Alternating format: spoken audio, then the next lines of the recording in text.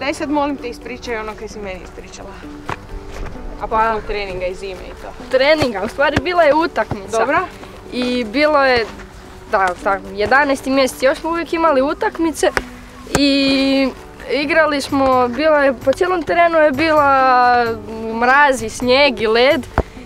I igrali smo 90 minuta naravno, a mene trenerica ranije izvadila i bilo mi je hladno, ja sam išla pod topli tuš, nisam skinula ni čarape, niti dres i samo sam se pod... Kao u klopačkama si išla? Ne, u čarapama? U čarapama, u štucnama sam bila. Sve si ustavila ruku? Sve, bilo mi toliko zima da sam mislila da ću umrijeti, doslovno.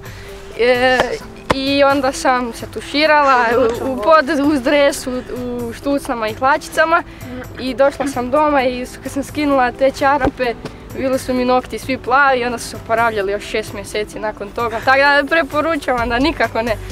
Idemo recimo! Da, i sad da idemo po sada po topli tuš nema. Ne. A kako da se onda zgrijemo sad? Pa postepena temperatura je tamo toplija pa će vam biti dobro.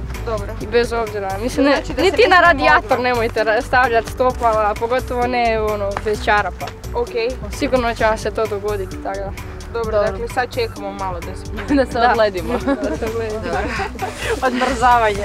Super. A kaj tekme igrate ovak kad je zima jako? Pa sad nam je gotovo, ali prošle godine smo igrali po ovakvom vremenu. I kad je magla bila prošlu nedjelju smo isto igrali i nije se vidio drugi gol i ja ne znam, mislim ja baš nisam vidio.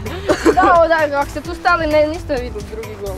Znate da je tamo, ali ne znate... I koliko je otprilike temperatura dok igrate tekme? Po zimi. Pa bilo je 0, ko sada. Ako je sad minus 1, 2, tako i onda je bilo.